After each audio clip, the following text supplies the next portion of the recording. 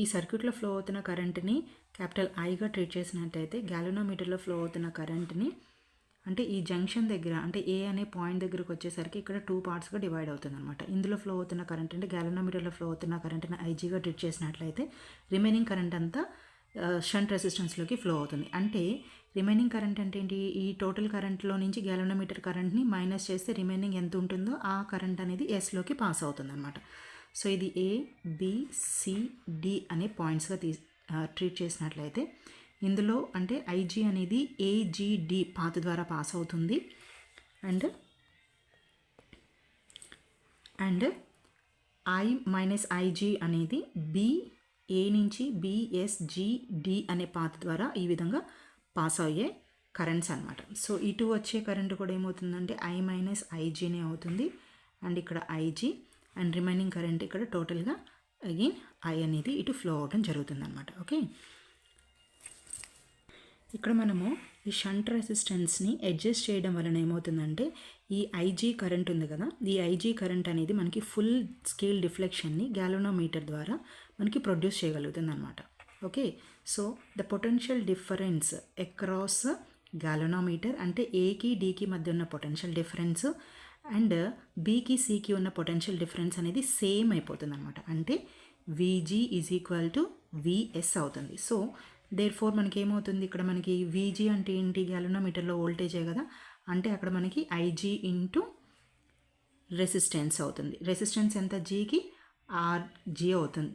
RG అని expect చేద్దాం. Okay, resistance ఆర్జీగా treat చేసినట్లయితే విఎస్ అంటే వీటి యొక్క పొటెన్షియల్ డిఫరెన్స్ అంటే ఇందులో ఫ్లో అవుతున్న కరెంట్ ఎంత, I minus IG into resistance S. ఇది ఈ ఫార్ములా మనం ఎక్కడి నుంచో రాయలేదండి, మీకు అంతా బాగా తెలిసిన విషయం ఏంటంటే వి ఈజ్ ఈక్వల్ టు ఐఆర్ అనే ఫార్ములా ద్వారానే మనం ఇక్కడ రాస్తున్నాం. ద రిలేషన్ బిట్వీన్ విఐఆర్ అంటే వి ఈజ్ ఈక్వల్ టు ఐఆర్, దీన్ని బేస్ చేసుకొని మనం ఇక్కడ రాస్తున్నాం. ఇందులో ఫ్లో అవుతున్న కరెంట్ అనేది ఐజీ గాను అండ్ రెసిస్టెన్స్ అంటే ఆర్జీగా ట్రీట్ చేస్తాం. అండ్ ఇందులో ఐఆర్ అంటే ఏంటి, ఐ అంటే I minus IG and R అంటే ఇక్కడ రెసిస్టెన్స్ ఆర్, కాబట్టి ఇలా రాసామన్నమాట. సో దీన్ని బేస్ చేసుకొని మనం ఎస్ ఈజ్ ఈక్వల్ టు రాసుకోవచ్చు కదా.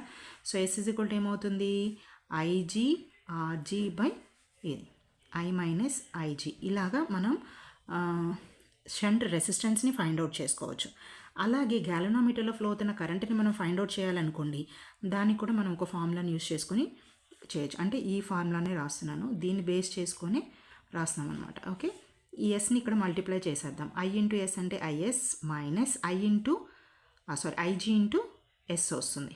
ఓకే, ఇప్పుడు మనకు కావాల్సిన ఐజీ అనుకుంటున్నాం కదా, ఇది రైట్ సైడ్ వేసేద్దాం. అప్పుడు plus IGS is equal to is వస్తుంది. ఓకే, ఇక్కడ ఐజీని కామన్ తీయండి, అప్పుడు ఏమొస్తుంది, ఇక్కడ ఆర్జీ ఉంది. సో ఇక్కడ మనకి RG plus S is equal to IS అని ఉంటుంది. సో మనకి ఇప్పుడు ఐజీ వాల్యూ కావాలి కాబట్టి IG is equal to I of S by RG plus S వస్తుందన్నమాట. ఓకే, అంటే IG is proportional to I అవుతుంది. At this is the proportionality constant అవుతుంది అనమాట. ఓకే, అంటే దీన్ని బేస్ చేసుకొని మనం ఏమని చెప్పవచ్చు, the deflection in the galvanometer is directly proportional to the current passing through the circuit అనమాట.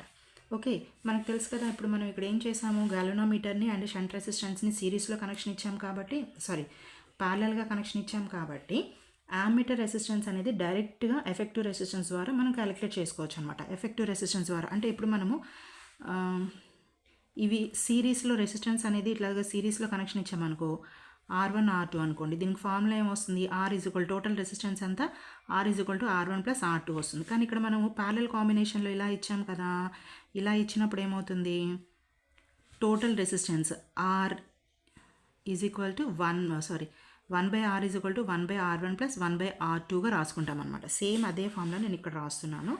సో ఇప్పుడు మనకేమొస్తుంది, ఇక్కడ SR తీసుకున్నాం కాబట్టి ఇక్కడ మనకి టోటల్ రెసిస్టెన్స్ని 1/R ఎఫెక్టివ్గా తీసుకుంటున్నాం. ఆర్ ఎఫెక్టివ్ రెసిస్టెన్స్గా క్యాలిక్యులేట్ చేయాలి. ఇప్పుడు ఇందులో రెసిస్టెన్స్ ఎంత, ఆర్జీ, కాబట్టి 1/RG ప్లస్ షంట్ రెసిస్టెన్స్లో మనము ఎస్ఏ కాబట్టి 1/S అని తీసుకుంటాం. దీన్ని మనం క్యాలిక్యులేట్ చేసుకుంటే ఏంటి, ఎలా వస్తుంది, ఈజ్ ఈక్వల్ టు ఇక్కడ ఆర్జీ ఇంటూ ఎస్ అంటే ఎస్ ప్లస్ ఆర్జీ వస్తుంది. సో రెసిస్టెన్స్ ఎంత వస్తుంది, REFF అంటే effective resistance is equal to RGS by S plus RS వస్తుంది. ఈ మొత్తాన్ని రివర్స్ చేసామంతే. న్యూమినేటర్ని డినామినేటర్ న్యూమినేటర్లుగా రాసుకుంటే మనకి ఫైనల్గా ఈ ఈక్వేషన్ అనేది వస్తుంది. ఇదేంటిది total effective resistance of the circuit అనమాట. సో ఈ ఈక్వేషన్ బేస్ చేసుకుంటే మనకి S అనేది చాలా లో రెసిస్టెన్స్ అనమాట. S అనేది చాలా లో రెసిస్టెన్స్ అయితే ఆటోమేటిక్గా S బై RG కూడా స్మాల్ రెసిస్టెన్సే అవుతుంది. అంటే RG అనేది ఆటోమేటిక్గా స్మాల్ రెసిస్టెన్స్ అయినట్టేగా, అవునా కదా, స్మాల్ రెసిస్టెన్సే అవుతుంది కదా. సో అంటే resistance offered by ammeter is also small. So ammeter సర్క్యూట్స్ని ఎప్పుడు కూడా మనం సిరీస్లో కనెక్షన్ ఇచ్చడం వలన కరెంట్ అనేది ఏమాత్రం చేంజ్ అవ్వదు. So this is about the conversion of galvanometer into ammeter.